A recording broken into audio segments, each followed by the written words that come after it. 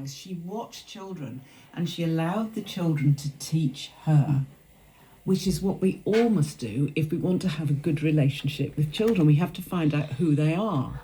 Just like any human doesn't like to be dictated to and done to, neither do children. They want to and fro.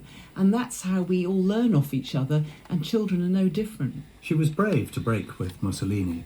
In that way, he must have at one point have seemed a very useful sponsor for her ideas and her schools. She was always brave. She always did the truthful thing, the right thing, rather than the easiest thing. And she travelled wherever she could, and she talked about children and tried to get people to really just look. And her ideas were evolving at the time. So as she travelled, she was literally sowing seeds. She says, I sowed seeds never to actually stay together. But she wanted people to hear and to look and to learn about the way that children grow and develop and what could be done about it. She was with Mario Yes. at this time, and they were sort of travelling the world, were they did. evangelising? She was in America, she went to Argentina, and she was in India, she was in Sri Lanka, she was all over Europe, and sometimes we look at the sort of list of the places that she was giving short courses to, and you can hardly believe there was time to go from one place to the other.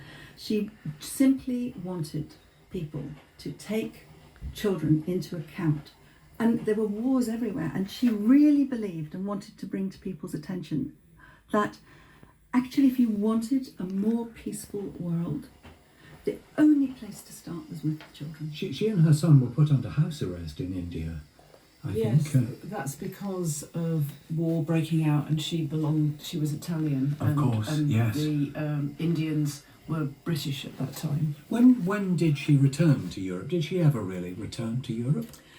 She did. She came really after literally as soon as she could, after the close of the Second World War. So she came back to Europe in the 40s.